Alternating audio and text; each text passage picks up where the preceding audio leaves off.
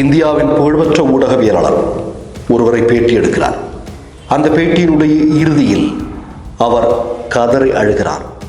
அழுது கொண்டு அந்த உச்ச நீதிமன்றத்தின் உயர்ந்த பொறுப்பில் இருந்த நபர் என்ன சொல்கிறார் தெரியுமா? இந்தியாவை காப்பாற்றுங்கள், என்னால் இரவில் தூங்க முடியவில்லை என்று. மிஸ்டர் பர்ஃபெக்ட் எக்ஸ்ட்ரா கோல்டு திருமணமான ஆண்களுக்கு திருப்பு முனையை ஏற்படுத்தும் ஹலாலான இயற்கை வியாகரா. வயதான பலகினமா, சுகர் பலகினமா, இனி கவலை வேண்டாம், உடனே ஆர்டர் செய்யுங்கள்.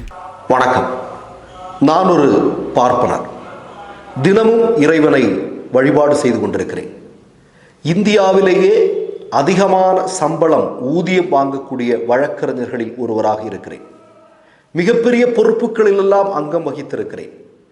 ஆனால் இன்றைக்கு என்னுடைய நாடான இந்தியாவில் நடக்கக்கூடிய விஷயங்களை பார்க்கும்போது என்னால் இரவில் தூங்க முடியவில்லை. எப்படியாவது இந்த நாட்டை காப்பாற்றுங்கள் என்று உச்ச நீதிமன்றத்தினுடைய மூத்த வழக்கறிஞராக இருக்கக்கூடிய துஷ்யந்த் தவே நேற்றைய தினம் த வயர் என்று சொல்லக்கூடிய ஊடகத்தில் கரண் தப்பர் அவர்களுக்கு கொடுத்த பேட்டியின் இறுதியில் கதறி கதறி அழுது கொண்டிருக்கிறார். நல்லா கேட்டுங்க. இந்தியாவிலேயே ஒரு சிட்டிங்கு பல லட்சம் ரூபாய் வாங்கக்கூடிய, ஊதியமாக வாங்கக்கூடிய ஒரு மிகப்பெரிய வழக்கறிஞர். சரியா? அவர் சொல்கிறாரு, இந்தியா மிகப்பெரிய ஆபத்தில் இருக்கிறது, யாராவது காப்பாற்றுங்க, என்னால் நிம்மதியாக தூங்க முடியல அப்படின்னு சொல்கிறார். கூடுதலாக அவர் ஒன்று சொல்கிறார், என்னால் நிம்மதியாக இரவில் தூங்க முடியவில்லை என்றால் இந்தியாவில் இருக்கக்கூடிய முஸ்லீம்கள் எப்படி நிம்மதியாக தூங்குவார்கள் என்று கேட்கிறார். எதற்காக அவர் கதறி எழுகிறார்? எந்த ஆபத்தை அவர் முன்கூட்டியே உணர்ந்திருக்கிறார்? எவ்வளவு பெரிய ஆபத்து வரப்போகிறது என்பதை நமக்கு அவர் சுட்டி காட்டுகிறார். ஒன்றுமில்லை, அவர் யாரை சொல்கிறார் தெரியுமா? இந்த ஆபத்து வரப்போகக்கூடிய பேராபத்திற்கு காரணமாக ஒரு நபரை அவர் சுட்டி காட்டுகிறார். அவர் வேற யாரும் இல்லை, மதிப்புக்குரிய உச்ச நீதிமன்றத்தினுடைய மிகப்பெரிய நீதிபதியாக இருந்த, சமீபத்தில் ஓய்வு பெற்ற சந்திரசூட் அவர்களை சுட்டி காட்டுகிறார்.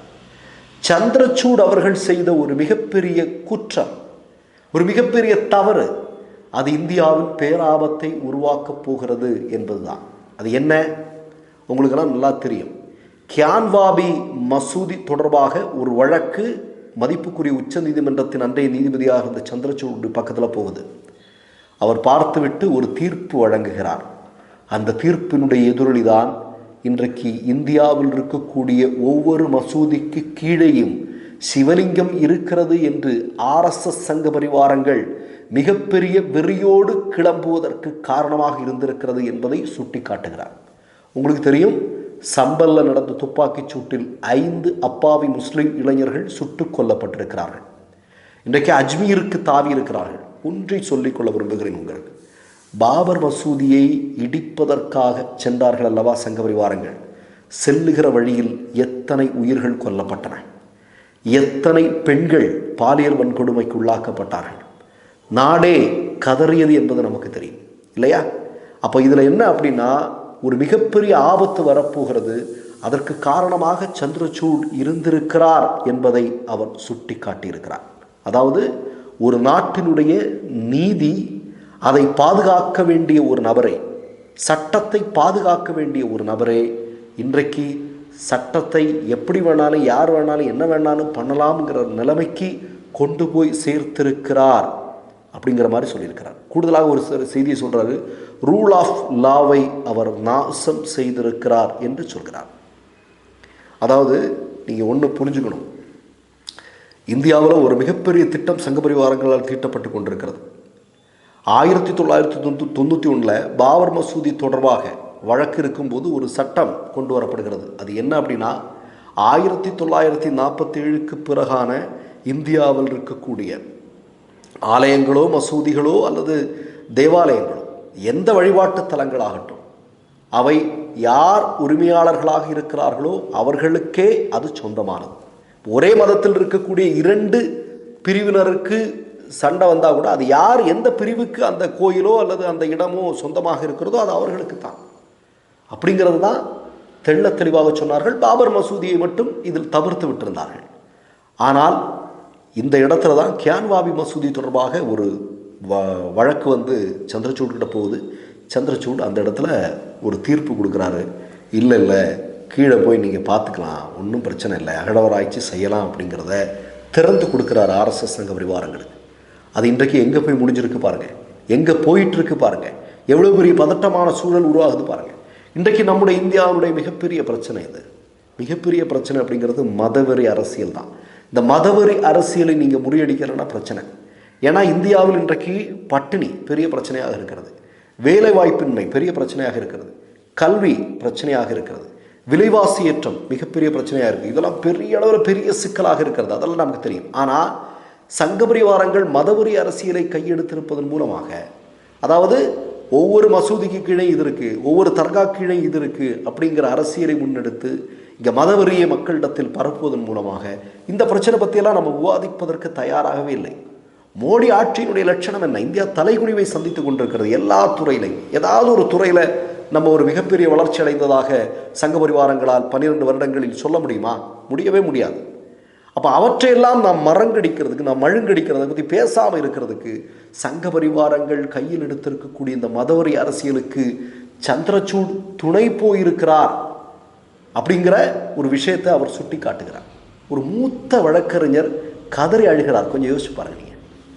அவர் சாதாரணமான ஆள் கிடையாது இல்லையா? எவ்வளோ பெரிய எக்ஸ்பீரியன்ஸான ஆள். அப்போ அவர் வந்து சொல்கிறார் பெரிய ஆபத்து. அவருக்கு என்ன பண்ணணுங்கிறதே தெரியல. இதில் என்ன பண்ணுறது? அவருக்கு இப்படி பேசத்தான் முடியும். அப்போ தான் கரண் தாப்பர் சொல்கிறார், நீங்கள் உங்கள் இதயம் மூலமாக பேசியிருக்கிறீர்கள், உண்மையை பேசியிருக்கிறீர்கள் இல்லையா? இதயத்திலிருந்து வெளிப்படக்கூடிய வார்த்தைகள் என்பது உண்மையாக இருக்குது. அப்படி என்றால் சந்திரசூட் என்று சொல்லக்கூடிய மதிப்புக்குரிய உச்சநீதிமன்றத்தின் நீதிபதியாக இருந்த நபர் திறந்துவிட்ட கதவின் வழியாக சங்க பரிவாரங்கள் இந்தியாவை நோக்கி வந்து கொண்டிருக்கிறார்கள்.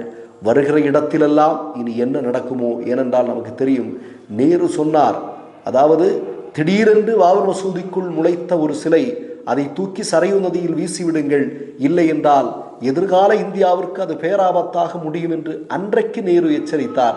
அது பாபர் மசூதி விஷயத்தில் 1992 டிசம்பர் 6ஆம் தேதி உண்மையானது. அதன் பிறகு சங்க பரிவாரங்கள் இந்தியாவில் என்னென்ன வேலைகள் செய்து கொண்டிருந்தார்கள், இப்போது செய்ய போகிறார்கள் என்பதை முன்கூட்டியே எச்சரித்திருக்கிறார் மதிப்புக்குரிய உச்ச நீதிமன்றத்தினுடைய வழக்கறிஞராக இருக்கக்கூடிய துஷ்யந்த் தவை. இதிலிருந்து நம்முடைய நாட்டை நம்ம எப்படி காப்பாற்ற போகிறோம்? ஒரு நாட்டினுடைய வளர்ச்சி அப்படிங்கிறது எதனுடைய அடிப்படையில் இருக்குது? இப்போ ஏராளமான இராணுவ வீரர்கள் இருக்கிறாங்க, மிகப்பெரிய படைபலம் இருக்குது. இது ஒரு நாட்டில் வளர்ச்சியோ அமைதியோ கொண்டு வந்துட முடியாது. அந்த நாட்டில் இருக்கக்கூடிய மக்களிடம் நிலவக்கூடிய அமைதி, அந்த நாட்டில் இருக்கக்கூடிய மக்களுடைய வளர்ச்சி, இதை பொறுத்து தான் ஒரு நாட்டினுடைய ஒரு ஒரு ஒரு ஒரு ஒரு வலிமையை பற்றி நம்ம பேச முடியும். ஆனால் இந்தியாவுடைய வளர்ச்சியை பற்றி நாம் பேசாமல் இருப்பதற்கு இந்தியாவுடைய அமைதியை சீர்குலைக்க வேண்டியிருக்கிறது. அமைதியை சங்க பரிவாரங்கள் எப்படி சீர்குலைக்கிறார்கள் என்றால், துஷ்யந்த் தவை அவர்கள் சொல்வதைப் போல மதவெறி அரசியலை தீயாய் படரவிட்டு கொண்டிருக்கிறார்கள். நாம் கேட்கிறோம், இறுதியாக நம்முடைய இந்தியாவை, நம்முடைய நாட்டை சங்கிகளிடமிருந்து நாம் எப்படி காப்பாற்றப் போகிறோம்? மற்றொரு நிகழ்வில் சந்திப்போம். நன்றி, வணக்கம். மை நேம் இஸ் ரெட் சேனலை சப்ஸ்கிரைப் பண்ணிக்கோங்க. அதுக்கப்புறமா பக்கத்தில் இருக்கிற ஜாயின் பட்டனை கிளிக் பண்ணீங்கன்னா ஒரு நியூ பேஜ் ஒன்று ஓப்பன் ஆகும். அதுலேயும் ஜாயின் பட்டனே கிளிக் பண்ணிக்கோங்க. அதில் பார்த்தீங்கன்னா credit R debit card options இருக்குது. இதில் உங்களுக்கு விசா, மாஸ்டர் கார்டு, ரிப்பே அப்படின்னு 3 ஆப்ஷன்ஸ் கொடுத்துருக்காங்க. அதில் நீங்கள் எந்த கார்டு சூஸ் பண்ணுறீங்களோ அந்த கார்டோட நம்பர் என்டர் பண்ணிக்கோங்க. அப்புறமா கார்டோட வேலிடிட்டி மந்த் அண்ட் இயரை டைப் பண்ணிக்கோங்க. அடுத்தபடியாக உங்கள் கார்டோட பின்னால் CVC கோடுன்னு சொல்லிட்டு 3 நம்பர்ஸ் கொடுத்துருப்பாங்க. அந்த நம்பரை இதில் என்டர் பண்ணிக்கோங்க.